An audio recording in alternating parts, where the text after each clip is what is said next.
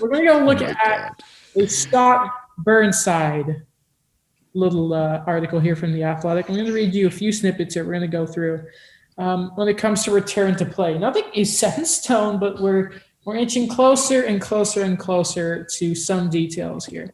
And I'll just read you little snippets and we can talk about the most important stuff. I'm not going to read the financial things of owners paying kickbacks because I don't think that's very interesting to talk about right now, though it is very important, but it is very boring to listen to. This isn't a math class, so I'm not going to put people through that. Right, so the big question that's really been around is how many games are going to be played. So I'll just read two little snippets of the article here. From Scott Burnside, quote, one longtime league executive said he thought the NHL would go for 48 games, but other sources have said the number is too low in order to fulfill responsibilities with broadcast partners, both national and local, plus sponsors. I dropped a pen. Multiple sources on Thursday's call felt that the number would have to be between 60 and 70. Now, a big reason, and this is me, I'm stopping with the article here, that we can't really look for an 82-game series is A, the schedule is already compressed enough, and B, the Olympics. The NHL need to be done by July. Like that is non-negotiable here. Well, they don't need to be. NBC would highly prefer it, and I think if the NHL is smart, they kiss NBC's ass so they get a nice new TV deal that brings in the money. They have to. Like, let's be honest. Like they have to bend over backwards for NBC here. So we're going to see a lot of back-to-back playoff games again. We're going to see a lot of back-to-back regular season games. We're going to see teams with 4 goalies. I wouldn't be surprised if they're allowed to carry 4 goalies. Oh, yeah. So I guess if we're looking between 60 and 70 games, I'm trying to remember, where did we even project games at? I said 65. I said 48, but yeah. I guess. I go ahead, Adam. Sorry, you didn't. That's fair. Because were you going for the more? You made sense though, because I think you compared it to the lockout because that was half a season and it was around there. So I think we all had pretty good. We had different answers. Yeah, but I think we all had pretty good points though. Yeah. So just I guess to add on to what you were saying there, I believe another reason they want to have the owners specifically want to have a longer season compared to a shorter one is because the players are supposed to get 72% of their money like paid. So the more they play, the more potential money that the owners can gain through whatever revenue, sponsorships. If we have fans in stands, whatever that may be. So that's why they want a longer one as well. Compared to 48, you're playing just over half the games, but they're getting paid 75% of their contract. So that's another reason. Mm-hmm. Daniel, anything you want to, sort of sprinkle on here on this little cake? To be honest, I think it's what we've mentioned before on the show about whether or not the length, like how the length of the season is going to go. I think I said 65 or 54, just, these random numbers I thought of because I remember, the 2013 lockout, it was 48 games. And it seemed like it was okay. Like, I know that there was that joke that people said, the Leafs could only make the play. I mean, they made the playoffs already a few times already. Somehow. But I remember during that stretch, people said, they only could make it in a shortened season because there's no end of the season, like, collapse. But that is true. Yeah. As long as they get over the 41, I'm okay. I'm still thinking of 65 more so because I think that's what the league kind of wants is they still want to have some semblance of a full season.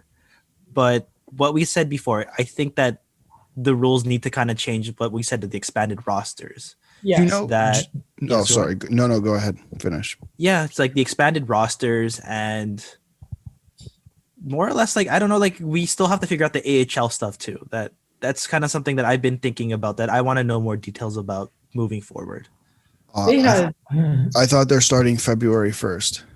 They are. It's just, I don't know how like because like, how some teams have their minor league system in like the US. Oh, yes. Kind of like what's going to happen with like for example, the hypothetical expanded rosters. Like, do you keep the guys in? Do you keep like 12 guys in the press box? Like, what do you do?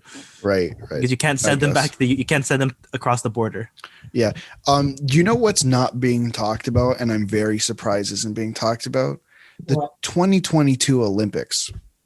Yeah. So you're gonna play point. you're gonna play 65 game season from January, just hypothetically, right? From January to July plus playoffs. You're gonna have July, August, September off, assuming we're starting back again in October. And then you're gonna go to the Olympics in January. Yeah, but that's not a lot of players going. That's not a lot of right, but I understand, but the star players are going, and that is a lot of hockey for them to play over that period of time, especially if they're playing. If the league wants to play, was the number 72 or whatever, between like 60 and 70. Right, so they're gonna play that. So they're gonna play 70 game season, and playoffs in already a condensed schedule. You have to be done before July 15th. That includes the draft. That and probably the expansion draft, and if they're smart, just the very first day of free agency.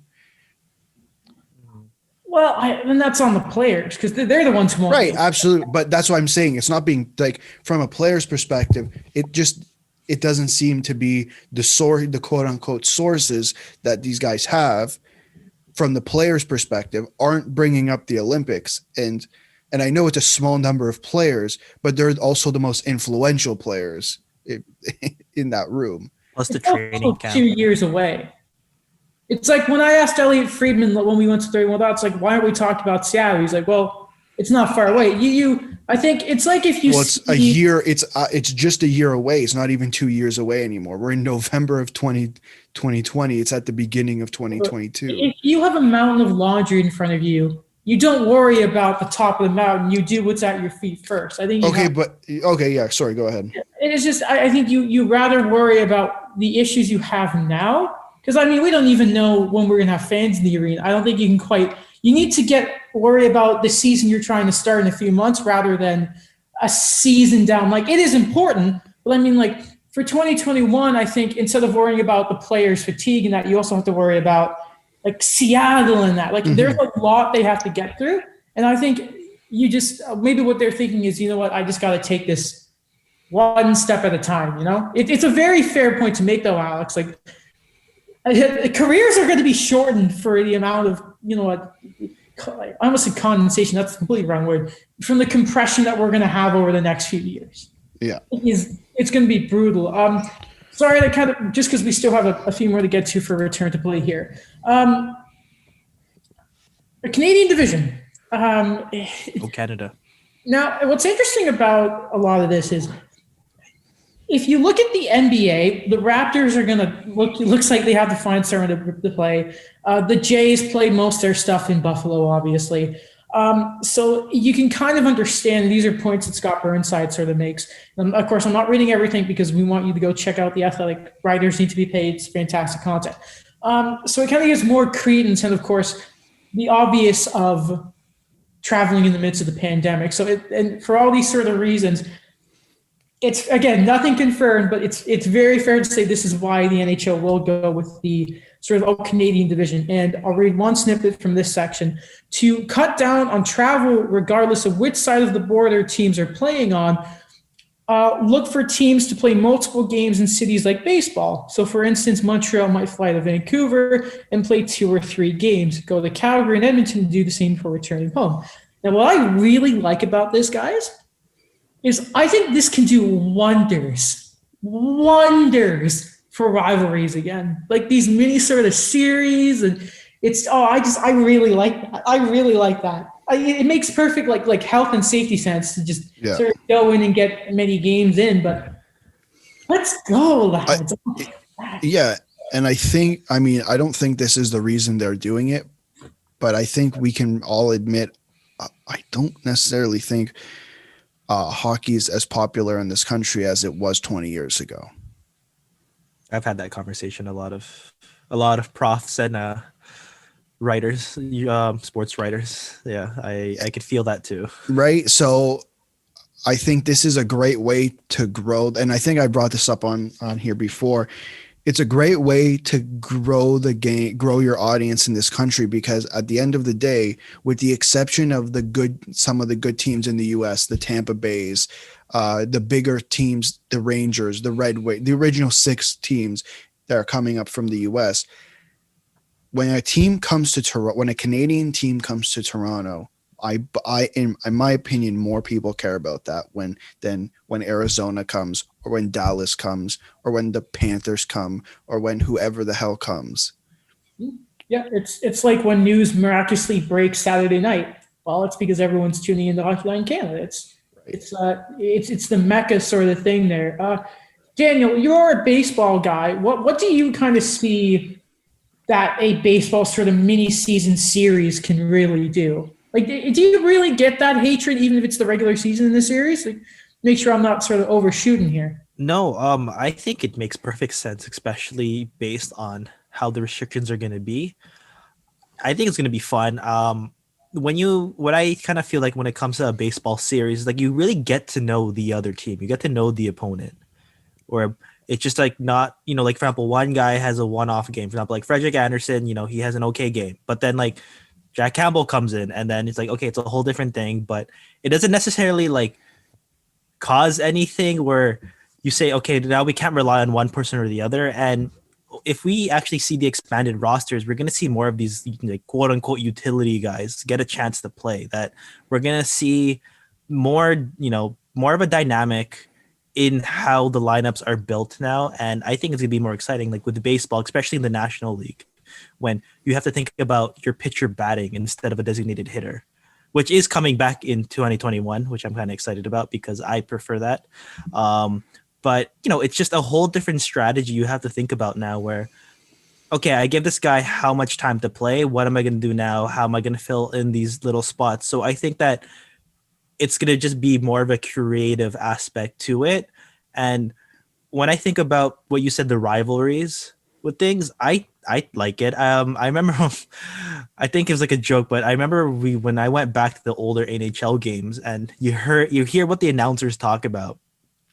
A big thing about it in the early 2000s was the battle of English versus French Canada, which I want to see again with the Leafs and the Habs. And another thing too is if I go back to like the mid 2000s and it's like the Battle of Ontario and how the announcers change their tone with things. Like I want to see more competition again with Ottawa and Toronto. Yeah, exactly. And I think we all want that. You know what? There, unfortunately for a lot of Western teams, like we only get to see the Canadians and the Leafs play a team like the Sharks once at home per year. Right? It sucks. Like I want to watch McDavid and the Canadians more often.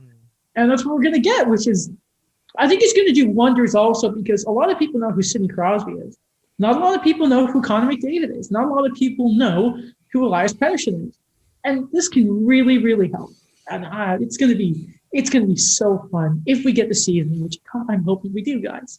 Of course, there's stuff I'm going to leave out because, again, read the article. They talk about the possibility of bubbles, playoff formats, all that sort of stuff. Check out Scott Burnside's interview. Sorry, I wrote that in the notes too. It's a damn article, Adam. Right. I suddenly just thought of, like we're going to see more Elias Pettersson against Connor McDavid. That's just one example. Oh, I'll take it. Oh, it's going to be so unfortunately, we're not going to see Matthew Tkachuk versus Drew Doughty too much. No, but we're going to have Tkachuk. We're going to have Tkachuk and Cassian. Yeah. The Oilers and the Flames they're not going to make it in, like, if they make it into the playoffs, they're not going to go far because they are going to kill each other over the season. It is going to be amazing.